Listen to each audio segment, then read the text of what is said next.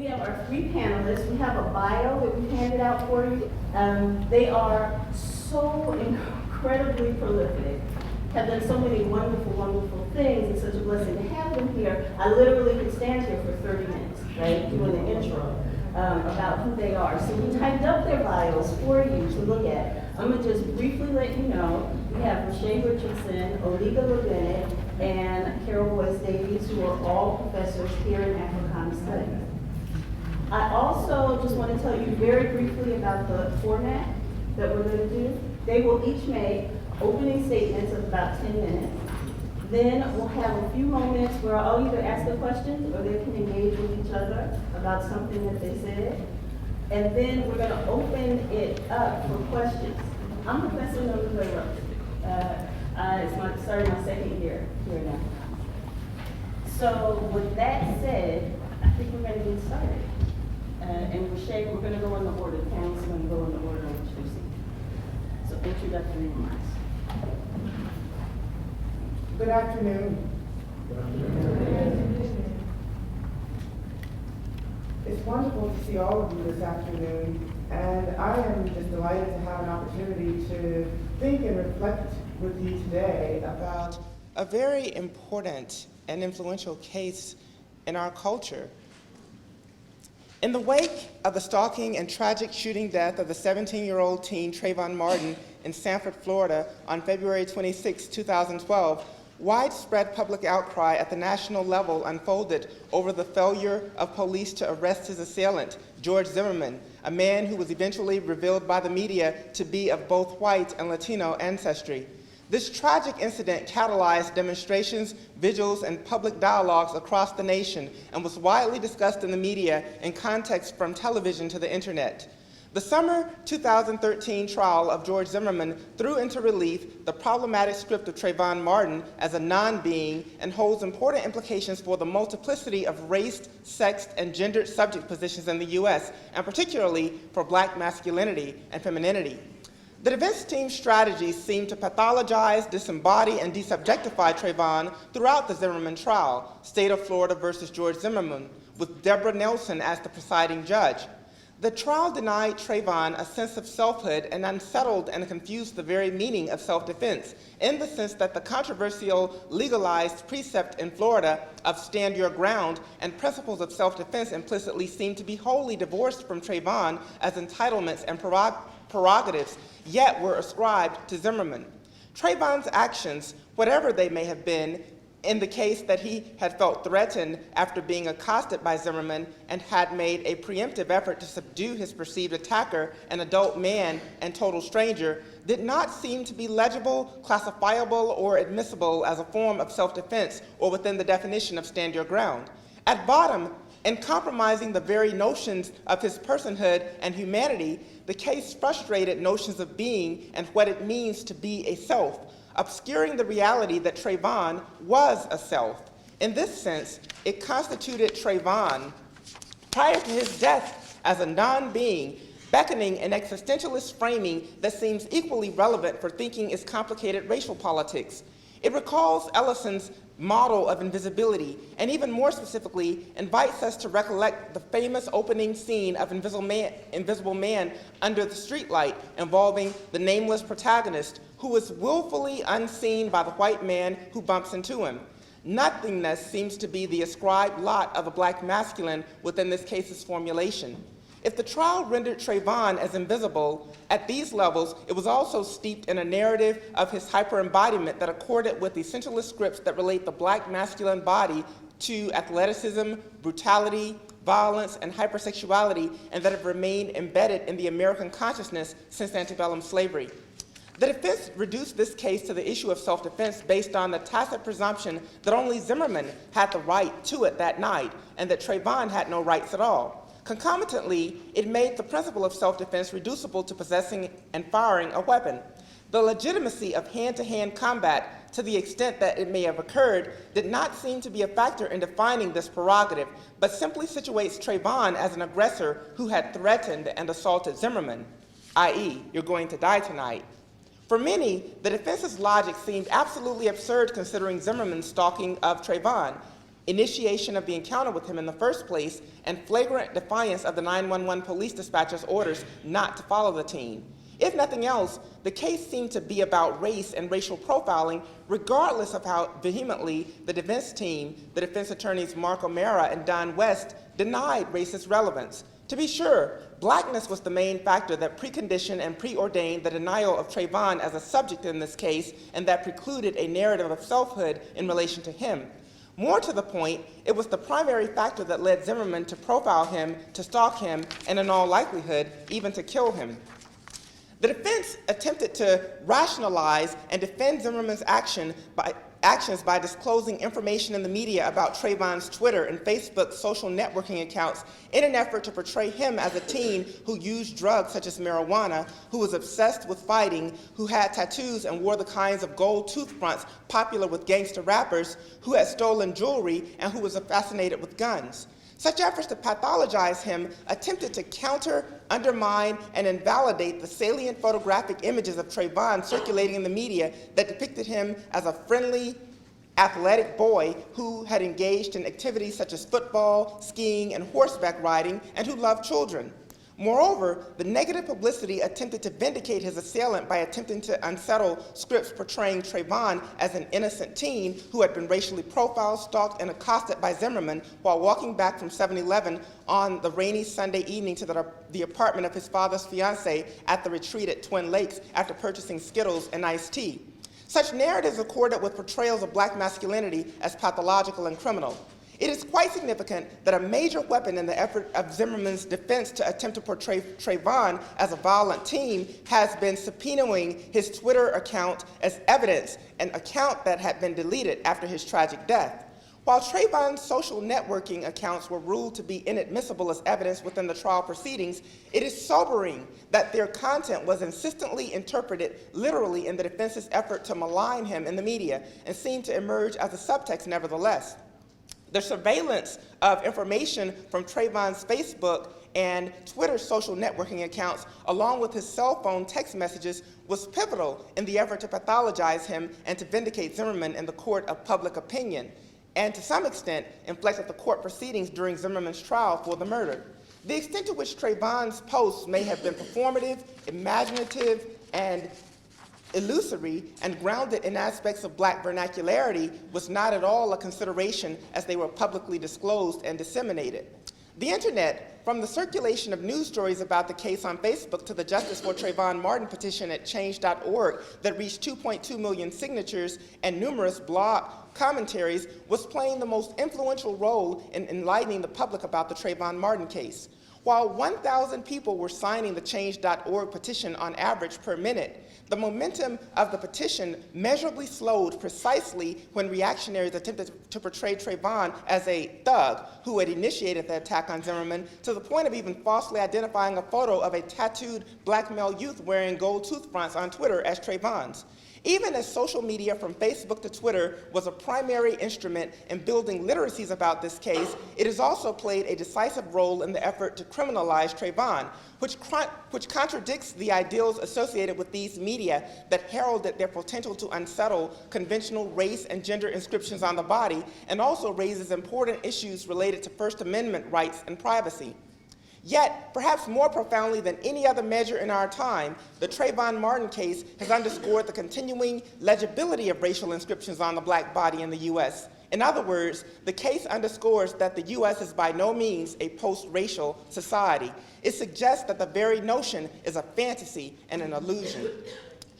While Travon was born into a world in which the internet had already been invented and at a time when its uses in the African American context had increased exponentially, it is significant that the internet's perverse uses and abuses in the wake of his death in the effort to criminalize him have thrown into relief the internet's conservation of conventional racial politics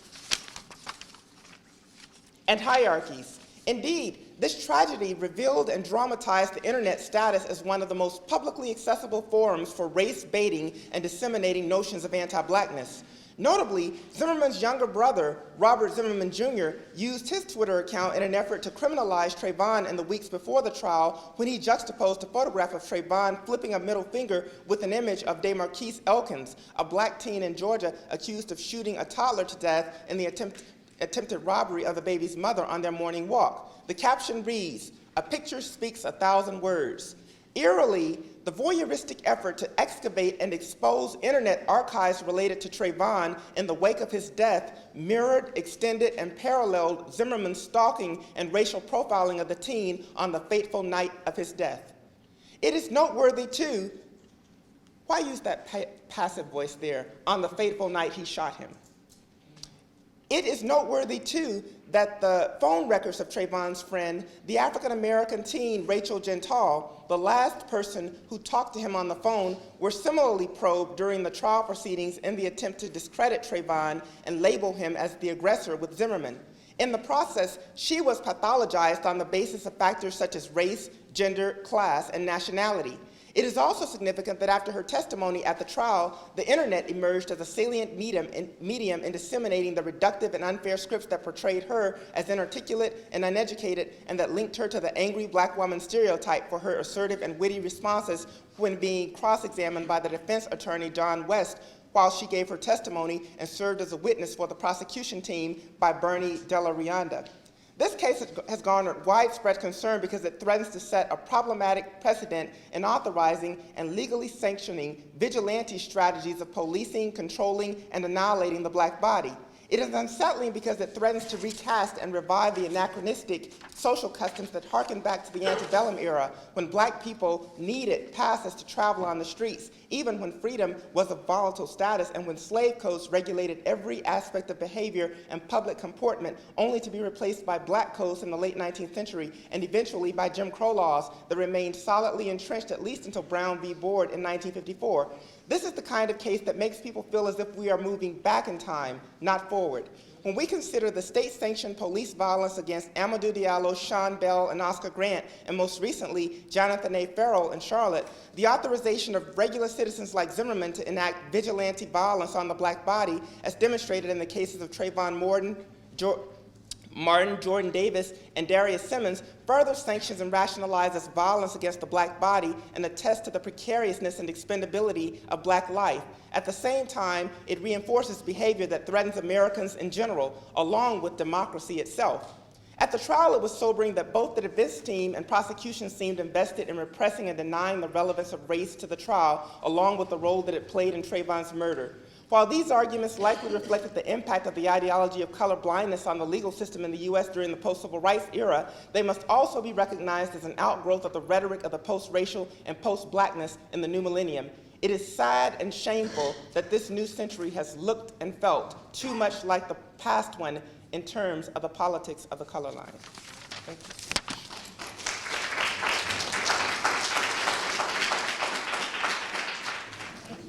Thank you all for coming. I want to thank my colleagues for organizing this event. It's really an honor for me to be here and share in this dialogue with Professor Richardson and Professor Boyce Davies. And it's great to follow Professor Richardson. I'm glad that our discussion today focuses on both Trayvon Martin and Rachel Gentile. Can everyone hear me? Or do you need me to speak into the mic? I'm glad that it focuses on both Trayvon and Rachel Gentile, Trayvon's friend. As we all know, Trayvon was killed. Rachel suffered public chastisement and a devaluation of her beauty, and she was subjected to harsh treatment while on the witness stand. To be sure, Trayvon's fate was worse. Still, because so much has been said about Trayvon, and especially because my colleague so eloquently kind of contextualized the case for you and focused on him, I'd like to limit my comments to Rachel. I'm going to focus on Rachel, and what I'd like to do, I hope, is add a finer point to some of the analyses and kind of discussions about her. I want to place Rachel Gentile alongside the working class Caribbean youth with whom I worked in Brooklyn. For my first book, I spent over a decade researching first and second generation immigrant girls from the Caribbean. This research enabled me to reflect on how Black girls are positioned in relation to the dominant culture in the United States. While most of my interviewees were from the Anglophone Caribbean, they shared quite a bit with Rachel Jeantel. And I have a lot to say here, but I'm going to limit myself to 2 points. My first point has to do with the issue of speech and code switching, and my second point has to do with Black girls as agents in the face of racialized and gender discrimination. So first, some quick background information. Rachel Jeantel is 19 years old. She was 18 when Travon Martin was killed. Rachel comes from a Haitian and Dominican household and speaks Creole, Spanish, and English. Much was made during the trial about Rachel's English. English professor John McWhorter and linguist Marina Balaknova have written about how linguists would interpret Rachel's speech. Balaknova reacted to the defense attorney, Don West, asking Rachel, quote, "Are you claiming in any way that you don't understand English?" Rachel insisted that she did understand English. West asked if she had trouble understanding English because her first language was Creole, transmitted from her Haitian mother. The linguist, Balaknova, argued that what West and what Jeantel's detractors miss is that her English is perfect. Perfect Black English or African American English, which has its own grammatical structure. Balaknova's article also pointed to the widespread discrimination against Black English, even though those who speak standard American English also speak ungrammatically. As I read about and watched videos of Rachel Jeantel's courtroom testimony, I wondered briefly why she didn't code switch. Code switching is a linguistic term, but sociologists and anthropologists use it as well. It's the idea that we all modify our presentation of self, the way we speak, based on context. So some quick examples. The way that you speak to your roommate is different than the way you speak to your professor. The way I speak to my darling husband is different than the way I speak to my students. The way I speak to my grandmother is different than the way I speak to my boss. And we use different language, different words, different dialects in all of these settings. So while Don West got caught up in whether Rachel could speak English, even if we consider that Black English is stigmatized, a key issue has to do with why Rachel couldn't or wouldn't code switch. The issue was not about Rachel's English, but rather about the fact that she was speaking Black vernacular in the courtroom and subsequently on Piers Morgan's show. Rachel's detractors on Twitter, who called her dumb and an embarrassment, were also chastising her for not knowing that you speak differently in court and on television.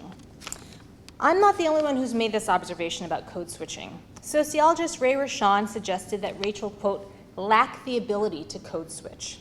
Without the benefit of being able to ask Rachel, I want to suggest something else. The mostly working class youth with whom I worked were adept at code switching. They were able they knew when it was advantageous to speak in a West Indian accent, when it was advantageous to speak in African American vernacular, and they knew when it was in their interest to speak in standard American English. And they seamlessly transitioned between each of these modes all the time, every day. The glaring difference here, however, is that the Brooklyn girls had not just learned that a close friend was violently killed moments after they spoke to him on the phone. The Brooklyn girls were not subsequently thrust into a courtroom as star witnesses. Our abilities to get our bearings, to present a self that is appropriate to a given situation, depends on so much. And though we might be quick to suppose that Rachel's class or education prohibited her from code switching, perhaps there's something else that's significant here. Rachel did very well in school and spoke Spanish, English, and Creole at home. But she was hurting over the loss of her friend, inexperienced at being cross-examined, and rightfully guarded about exposing herself to scrutiny. She might have thought that code switching, speaking in a manner distinct from her everyday self, would seem as if she was lying. Pressed to tell the truth exactly as it unfolded, Rachel used her own words exactly as she would have used them if she were in her own neighborhood. The controversy over why Rachel initially lied about her age and being in the hospital are also factors here. She'd already been taken to task for this and for initially neglecting to mention that Martin had called Zimmerman, quote, a creepy-ass cracker. Rather than condemning Rachel as an embarrassment because of her failure to code switch, I would argue that she was pressed into a situation in which code switching was not a viable option. And the fact that detractors couldn't sympathize with a teenager placed in the most difficult of circumstances is not altogether surprising. It reminds me of the public outcry over Gabby Douglas's hair looking unkept at the Olympics. And this brings me to my second point, the ways in which Rachel has been chastised for lacking in respectability and has been deemed ugly. First, a quick step back. Rachel told Pierce Morgan that a dental condition, an underbite, makes it difficult for her to speak clearly and be understood. She said, quote, "I had this situation since kindergarten. Words I can say, they can't come out right." Morgan asked if she was bullied over this. Rachel responded, "Look at me. No. No." During the Morgan interview, she noted she was respectful when speaking to Don West, the attorney. "My parents taught me better. That's an adult. You don't have the right to disrespect an adult." Then she added with a grin, "Okay, I did give some attitude, but you know, that's me." As a few commentators have noted, it seems as if it were Rachel Jeantel who was on trial. She was condemned in the court of public opinion almost in real time. Tweets compared her to Precious and Medea and asked, "Where's the fried chicken?" and called her hideous. Some of these negative tweets came from white conservatives, but many of them came from black people. Some people expressed shame, saying that she was an example of what was wrong with black youth. Others called her brave and suggested that her class and education limited her ability to present a more respectable self. Many would suppose that Rachel is a victim of the sort of devaluation of black beauty that causes black girls to see themselves as ugly. I want to disagree. Rachel's comments to Pierce Morgan about being bullied, "Look at me, no, no," suggests her strength and defiance against those wishing to devalue her. The girls with whom I worked would have slugged you or dealt you a similarly damning insult if you dared to call them ugly. We should not assume that Rachel sees herself the way her detractors on Twitter saw her. Yet I'm not arguing that Rachel is a saint. She also sparked controversy over her own tweets about drinking alcohol and smoking marijuana. All of these acts are typical of American teenagers, but are criminalized when they pertain to poor and black working class youth. Like the girls with whom I worked, Rachel's reactions to cross-examination and her comments on Pierce Morgan suggest that she's well aware of the ways in which black girls are pathologized, labeled victims or at risk, and devalued in our society. Rachel literally asked Pierce Morgan to see her. She presented herself as a person who knows how to be respectable when she has to be, and as someone who can call out a defense attorney in court who is being condescending. Perhaps public discourse wants us to believe that Rachel is precious, a fictitious stereotype. I want to make the case that she's a real, self-possessed human being who sometimes acts like the teenager that she is. Thank you.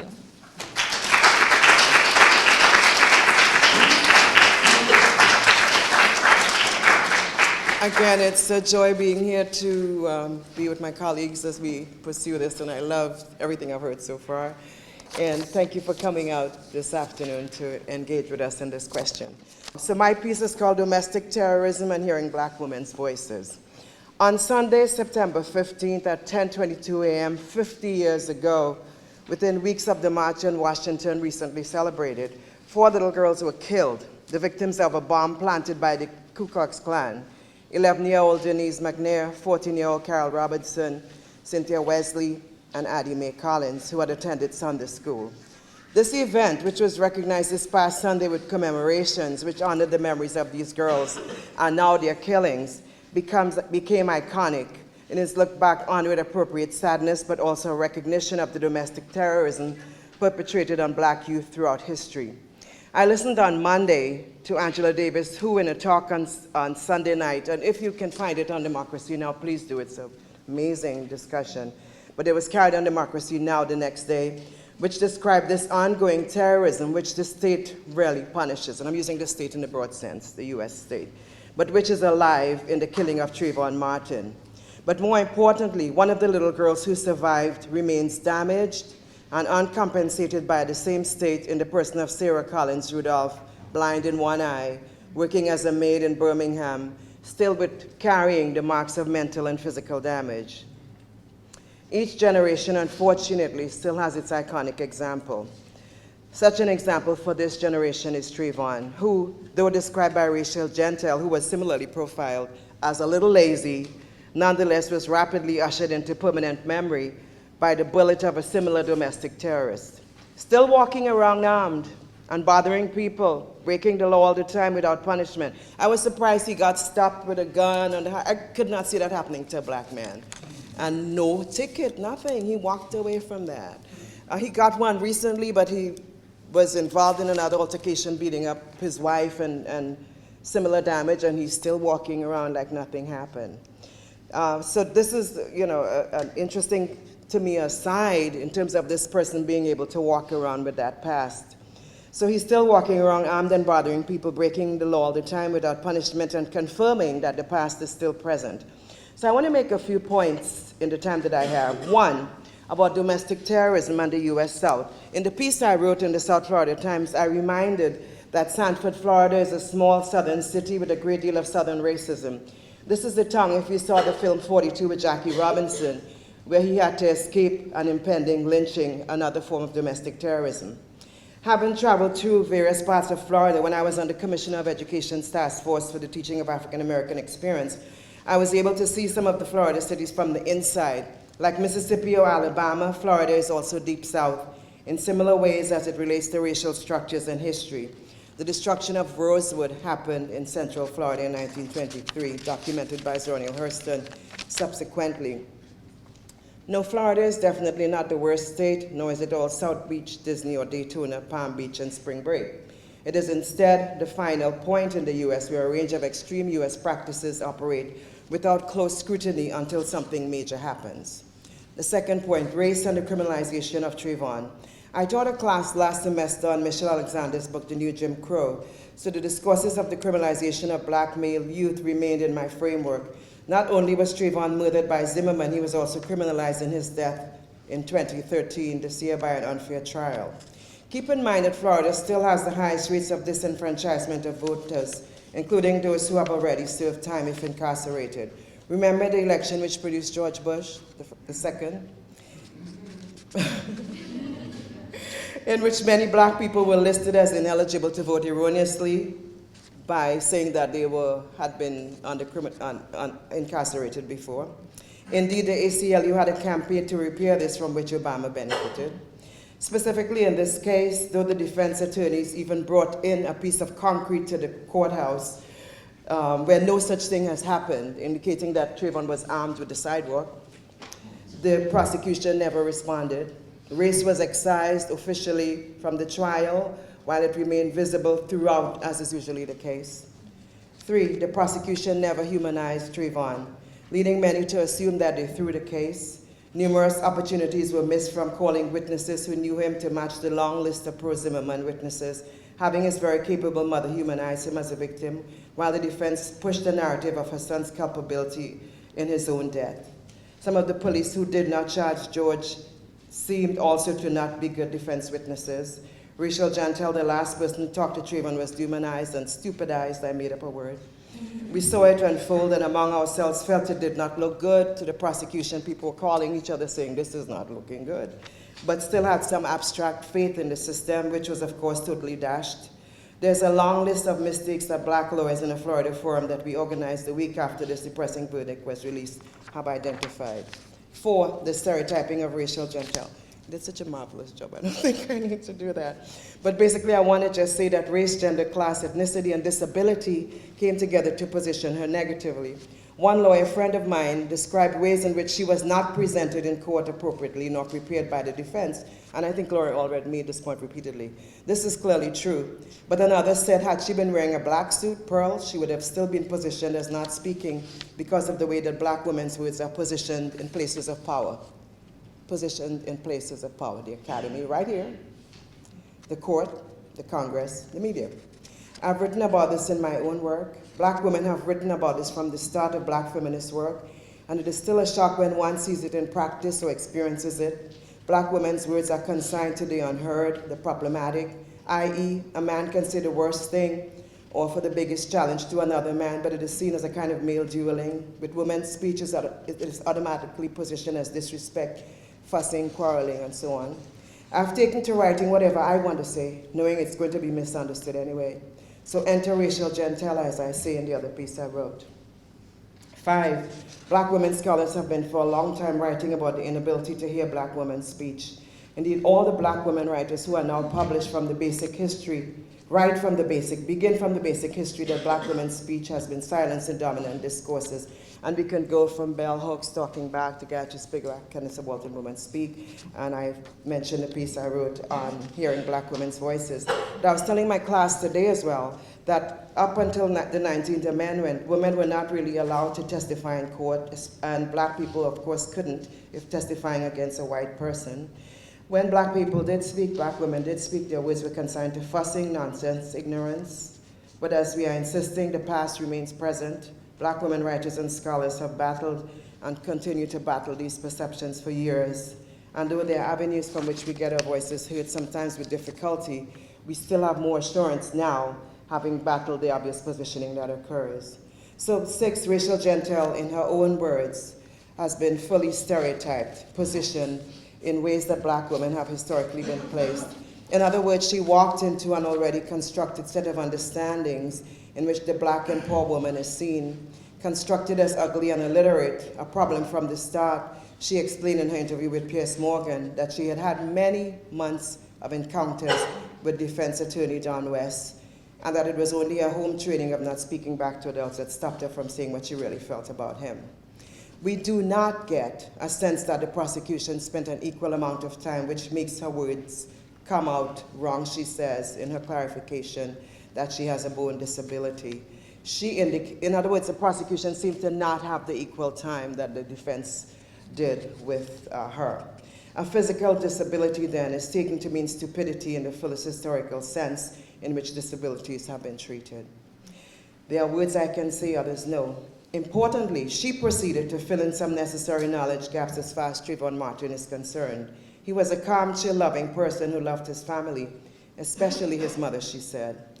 Travon was a funny person to his friends. He was a bit lazy and would not, it seems, stretch to do too much unless pushed. And what did they talk about for all those hours? What we were going to do and be in life. Ironically, Travon never got to realize this projection into the future. And this is, for me, what perhaps hurt her the most, as equally as finding out that the person she was talking to was dead within minutes after their last conversation. She was on the phone with him at 7:16, he died at 7:17 p.m. At the time, she said, quote, when people are out walking their dogs, still walking around. So what could drive Zimmerman to such an irrational conclusion for a young boy walking the street at 7 p.m.?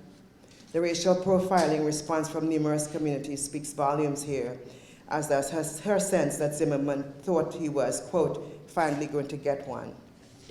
7, white female gender and ethnicity. And actually, Zilla has done an amazing piece on this, Zilla Eisenstein, who's in the audience. But the selection of a largely white female jury in the South was another issue that many saw as creating the outcome of the freedom of Zimmerman, another prosecutorial mistake. So ironically, juror B37, a white Southern woman in the true tradition of the South, saw Rachel as inadequate in terms of her education and communication skills, felt something akin to pity for her, and so reported that they kind of discounted her story. The combination of racism, sexism, and classism positioned a black young woman negatively from a variety of quarters, and you have done that nicely, Onika, so I won't go into that. The range of people, from the legal pundits to the range. But what about the Latina juror who up until she came out was described as either Latin or black, i.e. not a possibility of both? Or Zimmerman, who was described as Hispanic but without the white, as though Hispanic is a racial category. There are white Hispanics. All of these elements were tested in this case. Zimmerman is a white Hispanic with a father who was a judge and one who clearly had access to the system and knew what he could get away with. Basically, in this framework, Rachel Gentile's testimony disappeared. 8, white residential enclaves and stand-your-ground laws. One of the developing tendencies in Florida, as in other states like Arizona for retirees, is to create policed white residential enclaves where black people are not welcome. In this case, Travon Martin from North Miami, where he's used to walking the streets casually, now in such an enclave becomes profiled as a threat just for walking. From driving while black to walking while black, the pattern has stayed in place. So 2 tendencies operate in Florida then: an urbanizing and ethnically diverse community on the one hand in the southern tip of the state, a white community in north and central Florida fighting hard to retain political power, and preserve white residential enclaves. The African American community is caught between these two demographic movements, displaced by Latin American Caribbean culture in Miami, still marginalized by a Southern white community and its legal system. The similar case of Jordan Davis, a 17-year-old also shot with the same logic in Jacksonville, needs to be placed close attention to, as is the inequity in the sentencing of Marissa Alexander. So finally, the denial of human rights for black subjects throughout history is still a fundamental way in which racism is practiced. The entire judicial system, we learned from Michelle Alexander, is stacked against black people. The school-to-prison pipeline was pretty much operating as well in this case, as Travon had been suspended because they found marijuana residue in his backpack. But the Walking While Black, which mirrors the New York Stop and Frisk campaign or the London sus laws, continued to allow his criminalization even in death. This is another law, I think, which has been horribly enacted in this case in 2013. The one benefit, though, as well, was that we were able, I think, by these means, to kill the logic that we are living in a post-racial society. Thank you very much.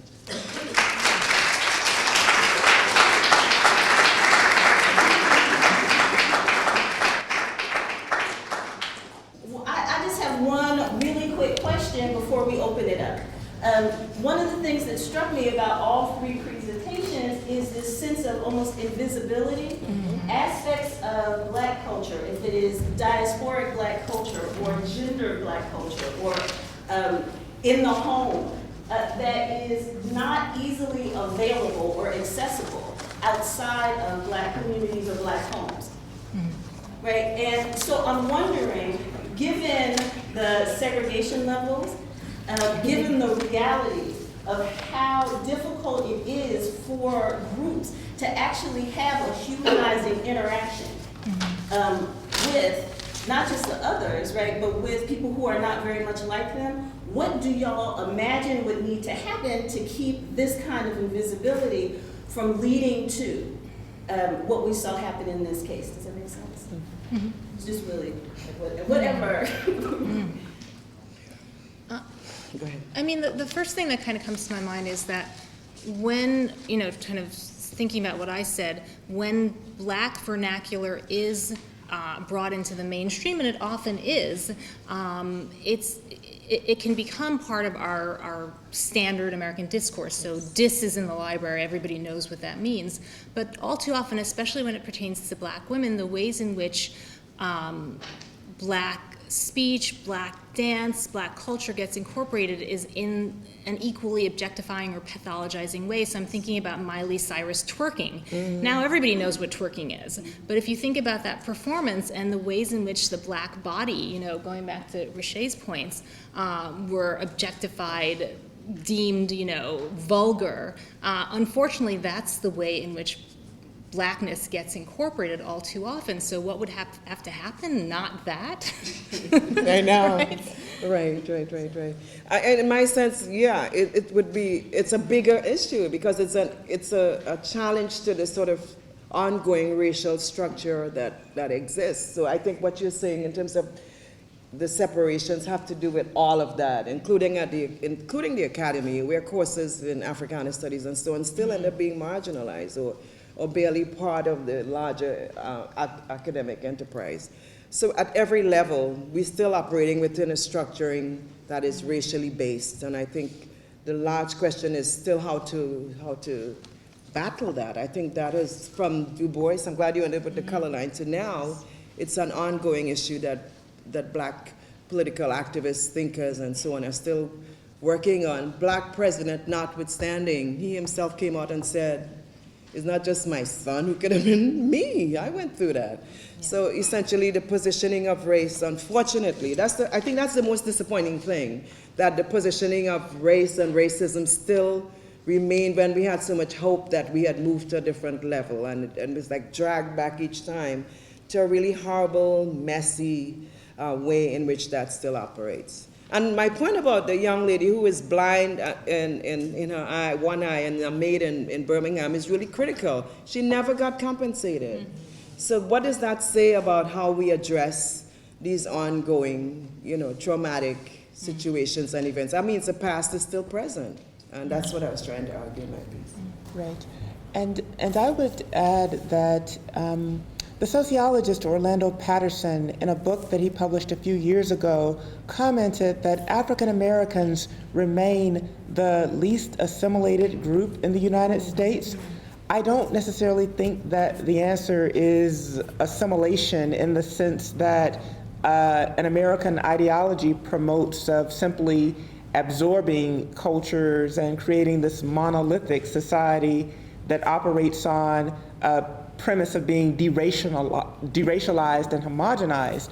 But I think that increasingly it will be important for there to be cultural exchanges that narrow the gap and that open up communication, that lines that I think remain clogged all too frequently.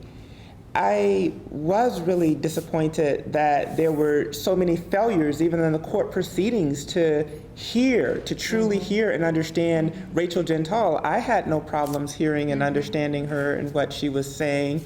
You know, even little phrases like coulda hear. I mean, it was just not alienating for me. I can understand how some people may have felt alienated by the idioms that she circulated, but then the challenge seemed to be incumbent upon the court to, try to at least make the effort. I think that ideally there should have been, someone to stand in the gap and perform these acts of translation that would have been so vital to promoting understanding in the trial. And by extension, a lot that perhaps should have happened and been available, I think, was provided in the media. The town hall session on CNN, I think, that promoted more clarifications was one example of what I think could have helped. And I just feel that literacies, increased literacies across cultures will be crucial. So we have a handful of questions. As I said, I'm going to ask them in a group. The first group have to do with code switching. In different ways, we have people who would like to know that couldn't it have been the case that Rachel refused to code switch in order to maintain her dignity and remain true to self? Another question along those lines, do you think code switching has made the Black community slightly phony? Is it now a subconscious switch? And the last question in that group is, why isn't Black English considered a bastardization of the English language? Right, so any response? Repeat the first one for me. Couldn't it have also been the case that Rachel refused to code switch in order to maintain her dignity and remain true to self? Yeah, I think that that's a valid interpretation, and that was in part what I was saying. Part of it is that she was pressed to sort of say things exactly as they occurred and had gotten into trouble previously for not doing that, but also she really was wanting to be true to herself. And I think that fits in with her character. If you think about the things she said to Piers Morgan when she said, well, of course I gave him a little bit of attitude too because that's just me. She clearly has a very strong sense of self. And even if you read her tweets, whether you want to disparage them or you see them as brave, she really is kind of asserting a sense of self. So I think that that's legitimate. The question about code switching being seen as phony, everybody code switches. Everybody does it all the time. And so it's not phony in the sense that we all have multiple selves and different ways of being based on context. And the idea that you would speak differently because it's advantageous or disadvantageous in a certain setting is not necessarily phony. It's part of being human. It's what all people do. So it's not something that Black people do or white people do. Everybody does this. And then the last thing about... Is it a bastardization of the English language? Oh, it's Black vernacular. Well, I think all of us can speak on this. Standard American English, the linguists that I quoted, argue that Standard American English, people who speak Standard American English also speak ungrammatically all the time, but the way that they speak is not demonized or stigmatized in the way that Black English is stigmatized. None of us speak perfect English or the Queen's English or whatever you want to call it. I'd say that no, Black English is not a bastardization of English. And I would also add English itself. There are many Englishes. If you go to England, there are some people you will not understand. Many people. So, I mean, there's BBC English, you know, there's International Standard English, there's Queen's English, there's Cockney, there are a range of different types of English. So yes, you're right. Suddenly, when it's put into black people, it's bastardized. That's again, we back to racial logics. There are many Englishes, and people who work in some of the fields I work in, literature, African literatures, talk about this all the time, particularly looking at the way that English is used in African context, the way it's used in Caribbean. Not all even. In Caribbean, you can have multiple forms of English, from Patois in Jamaica to Trinidadian Creole to everything. So there are forms of English that people put together in different ways. And English itself is a combination of different languages. You all need to keep that in mind as well, that what you have today as English is full of blendings from a range of other linguistic fields. So language is a fluid thing, and people use language in ways that they can articulate themselves based on their culture, where they are, their location, their place, the streams that they interact with. Right.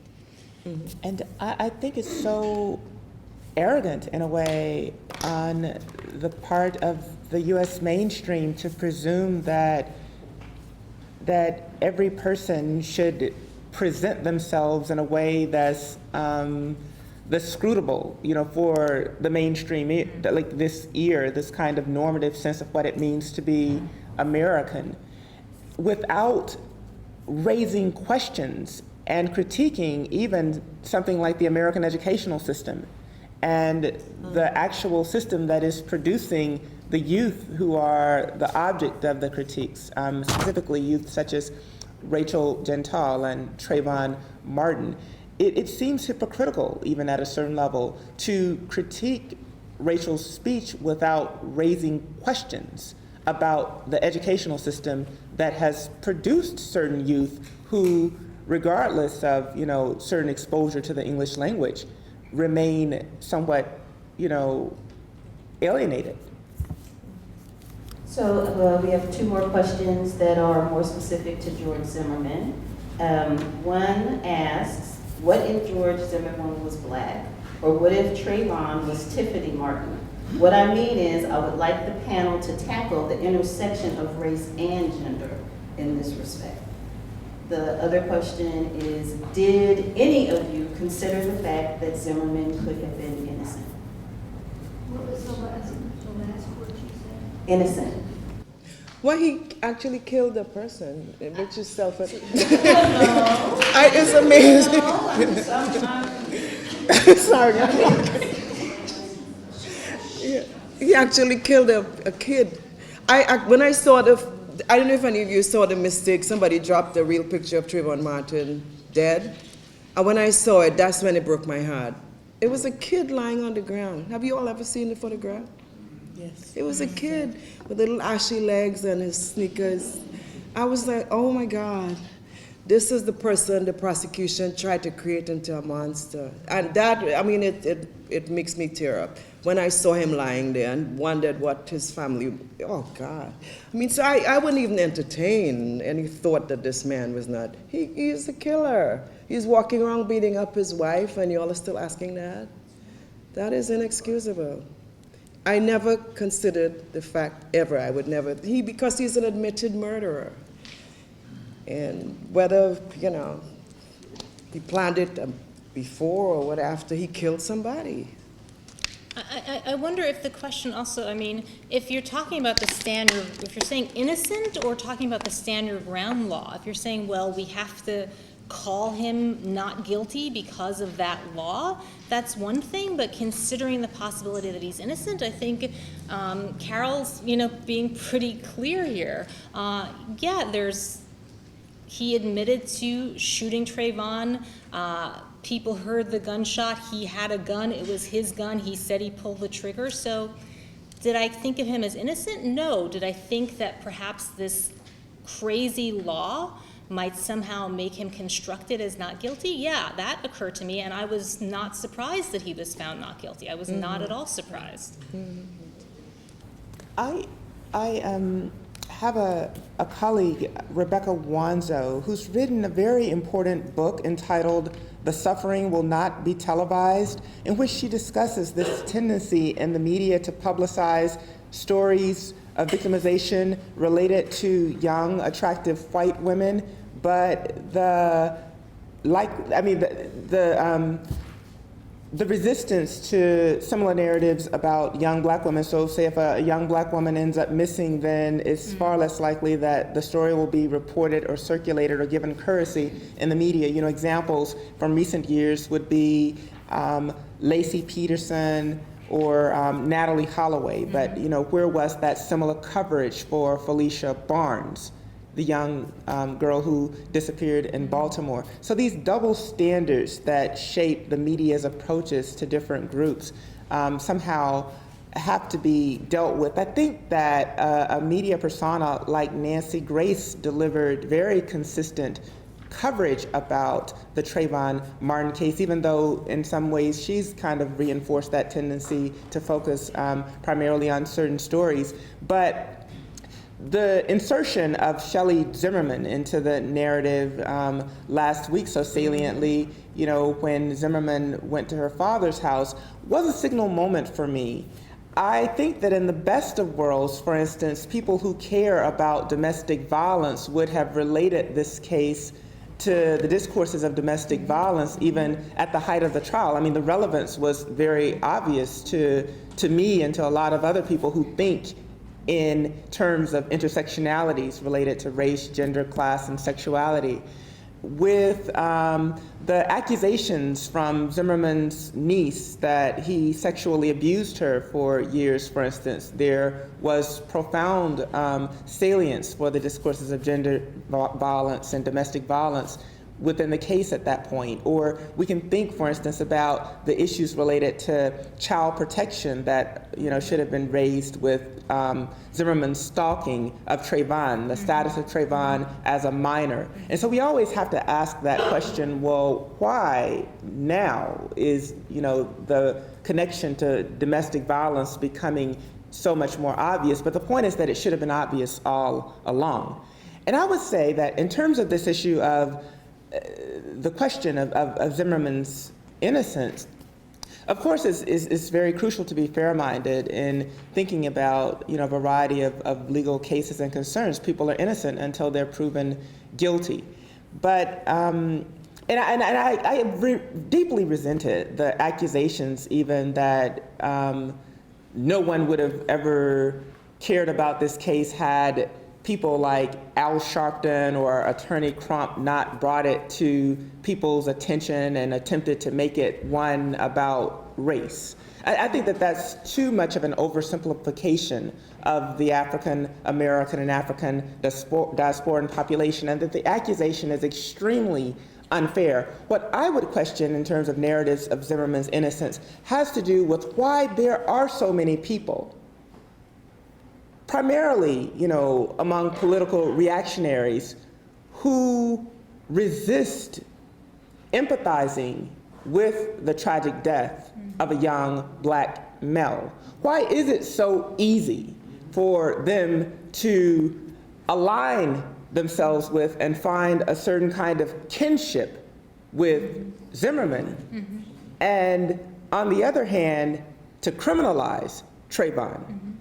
I mean, I really don't get people who lack the ability to empathize with the suffering and death of a child, but who are very willing to, you know, make excuses for Zimmerman, to the point where, regardless of what he does, as my colleague Carol Boyce Davies suggested, it's as if he has a free pass to do it. So the double standards, I think, have been most alarming to me. I would say that the narrative about Zimmerman has been overwhelmingly one of his innocence. And that's been the major problem in all of this. Now we have two, okay, now you have to, I think this is long. Yeah, so, we have two questions about President Obama. One is, what is your take or position on the position taken by a select group of African American intellectuals on this issue, such as Alan West, Tavis Smiley, Cornel West, about is the president doing enough to elaborate this conversation? That's one. The second question, should Obama not be condemned for not speaking more forcefully about racism in America and the appalling numbers of blacks who will pass through the criminal justice system? Or more simply, how is it we finally have a black president and yet nothing changes?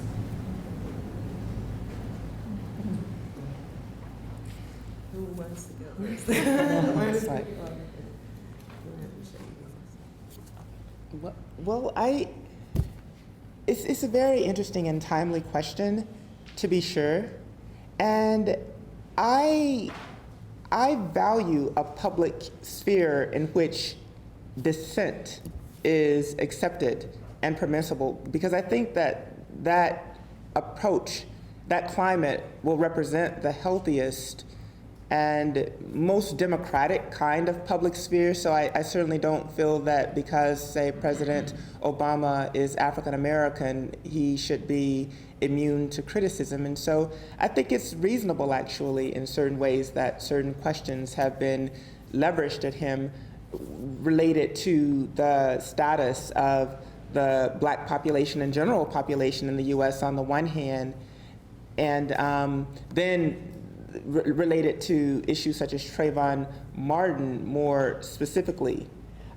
I can go back to last spring when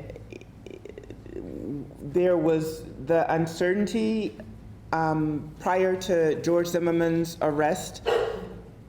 My blog post that's copied in this packet reveals just my own reaction during that moment. I mean, I was literally up night after night until 3:30 a.m., studying the case, wondering what was going to happen, just so worried about what was going on, and thinking, wow, if I feel like this, then what on earth does Travon's family feel like? This is just horrible.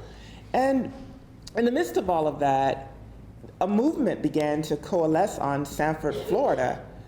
And I think that the epicenter of concern at a certain point was increasingly being redirected there. So when the president finally inserted his voice into the situation and remarked that if I had a son, he would look like Travon, it was refreshing. I'm not sure that it was absolutely necessary. I'm not sure that I felt, a personal need to hear what the president had to say about it. Nevertheless, I was very concerned that when he did finally speak out, he was so viciously attacked by some critics who presumed that he was being a race baiter or was trying to make race a part of it. And then more recently, even in the spring, we had a revisitation of a lot of this question of President Obama's linkage to the African American context when he gave the commencement speech at Morehouse in May. And then, of course, in the aftermath of the verdict, Obama actually revised his previous statement and said, I am Travon Martin, or I have had those kinds of experiences. And so it's been very powerful, I think, for him to affirm his identity as a black man and to a certain extent to affirm his solidarity with black men. I think that where his critics come in is that they really want to see some policy making to back up the rhetorical overtures to African Americans. And that would mean, more of a concerted effort to deal with issues such as gun control, for instance, and definitely more of a kind of direct engagement of issues related to poverty. I've been still trying to understand the president.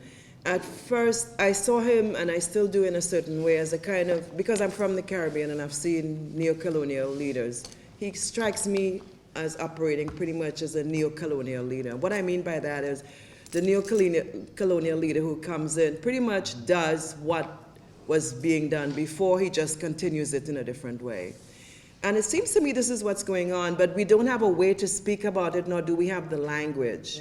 And so even as he tries, he's still operating within a structure that is managing our lives in very particular ways. And you see this again recently with his mistakes around, Syria. So it seems to me he's operating almost identically as some of the first neo-colonial leaders did, in that he's not really trying to change things in too radical a way, but he's just managing the state. And there's maybe some people have used the word neo-imperial, I don't know. He is the face of US imperialism still, but as a black man, does that change? No, if he drops any bombs on people, they won't feel any better because he's black. So I think there's the political scientists, some of my colleagues who are, and others who work in these areas are going to have an amazing amount of material that they can work on, new definitions that we can put forward about what this means in this particular juncture. I don't think we have the language fully yet to articulate all that this particular moment in history means, and I think I'll stop there. This question asks, could you comment on the opportunities and pitfalls of social media in facilitating conversations about race that reflect diversity of perspectives? And I'm going to take the moderator privilege and ask you to also maybe expand that to talk about social media in relation to movements, to social movements or activism, which is sometimes people sort of say folks on social media like to talk about movements and justice, but is it the same thing, right? So is social media, does it actually lead to a diversity of perspectives, is the question, and then can you build a movement using it? My observation has very much been, and one thing that I think I was led to conclude even from my talk was that it cuts both ways. It's kind of like a blessing and a curse at once. Of course, the most salient example in culture that we can think of is the Obama election in terms of how useful, how serviceable social media proved to be in mobilizing masses of people in support of President Obama, including many, many youth. And so that election, I think, set the bar, for what's possible, what's conceivable in terms of using social media as an instrument to bring people together. And even more recently, we've seen it work to interesting effect, like in the Middle East, in terms of promoting awareness about certain dictatorial politics and bringing people together. And so it's definitely, I think, been an instrument and tool for revolution and for politicization in certain ways. But then, when we think about the egregious ways in which it was used, even during something like the Zimmerman trial, we see the downside of its uses, and I think it's important. One of my colleagues, Anna Everett, writes very compellingly on the uses of the internet, social media, and digital discourses in relation to Black subjectivity, and has been a pioneer, I think, in terms of producing scholarship about what those breakthroughs have meant for minority communities. And so she's one person that I think is a good resource to look to for information about that. I mean, when we first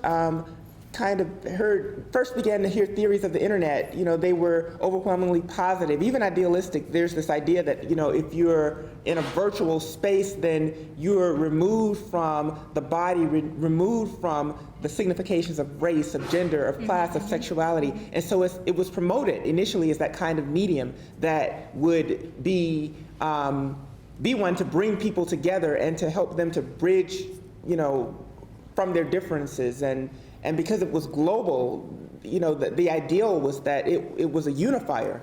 But we've seen it be very divisive in some cases, even more recently, hot off the press with the selection of an Indian woman, the very first Indian woman as Miss America just the other night.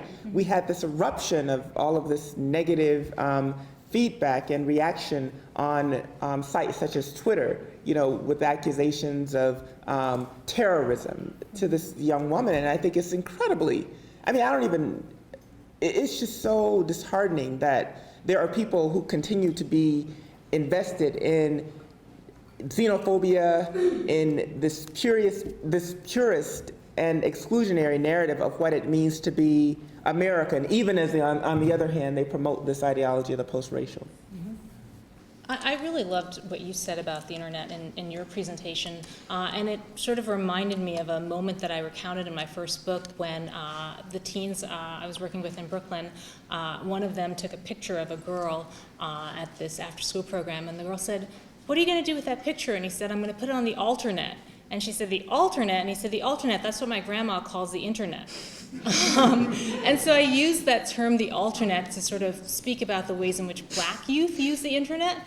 And there are particular freedoms attached to sort of the internet in terms of what you were speaking, but unfortunately it seems increasingly that the internet becomes a space in which black youth can be criminalized, and we see that with both Travon and Rachel. If we were to look at the Facebook pages or the Twitter accounts of any American teenager, there's all kinds of things there that their parents would not want them to be sharing with the public. Talk about code switching, right? There's all kinds of things that they wouldn't want a potential employer or an admissions officer to see, but when those things are seen in the accounts of black youth, they become a tool for criminalization and for pathologization, even though this is what's going on with all teens. And I'd also add that there is a digital divide. The internet is, increasingly available, and cell phones are increasingly available all over the world. Both of us work on the Caribbean, and we know that cell phones are really prevalent in the Caribbean. But before coming to Fordham, I worked in the Bronx and conducted oral histories with Bronx residents. And my students who went out into the field and did their own oral histories met people, older people in the Bronx, who didn't have computers at home and didn't know how to use the internet. And so my students literally worked with people to teach them how to shop online, how to look something up online, how to find a definition. So there is a digital divide, and there are kind of race and class ways in which the internet is used as a tool. Mm-hmm. So we're about out of time. We have time for one more question, although we will have a reception. And I invite you all. There are about a handful of questions that I did not get to pose. The panelists will all be here. You should feel free to interact with them. The last question, though, is where do we go from here? It's not my question. Someone else's question. Yeah. We had at the panel we did in Miami, we had wonderful recommendations from the lawyers, particularly trying to suggest that black youth have to be taught continuously how to protect themselves in these situations of race. When you said about Zimmerman, Stoke, and Travon, it reminded me of something I wanted to say, and that is Florida has a high case of sexual predators.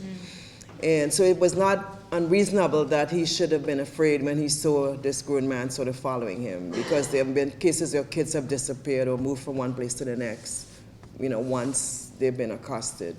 But they talked about that.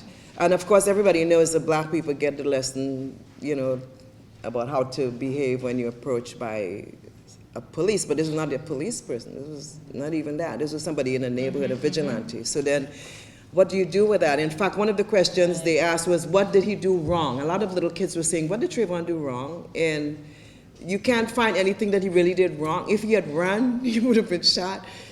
So he was in a place where it was not him, it was what does white society do about this ongoing pathologizing of black youth? I think that we have to flip it. So for me, I've always said it's not just hearing black women's, not the black women not speaking, but are we really hearing? So it's always the disability is presented on the other side as opposed to the disability being on the dominant culture side. That's where the disability is. That the illness of racism is so perpetuating that it keeps damaging people in an ongoing way in which violence then becomes circular. So make sure that the kids know very early how race works and the structures of racism as they operate. That has to be very early. And the information is that if you don't tell either set of kids about how racism works and the possible structures, then they're walking into big traps all the time. So the question of informing about that is really critical. And really working to support youth movements, like the Dream Defenders. I think that has been really an amazing breakthrough. It was unfortunate that they got treated like that in the March in Washington. But this has been an amazing group of Black and Latino youth who came together right after this trial and the verdict to really build a social movement that would challenge the criminalization of Black and Latino youth. So there are movements in which kids are trying to break through, and there were white youth in the protests I went to, trying to break through the rigid separations that the adult culture keeps in place. And I think we need to encourage and support all of those various movements. That's one of the places I would go. It seems like there's a common thread, amongst the three of us that has to do with sort of empathy and sort of the ability to sort of put yourself in the place of the quote-unquote other. If we think about sort of hearing Rachel speak or seeing her or seeing Travon for being a 17-year-old boy with Skittles and iced tea, and sort of the inability to kind of sympathize with him, I mean, I think one thing we can do is sort of be able to place ourselves in sort of the life experiences of someone else, and to be able to see this case in that light. But also, I think in terms of how we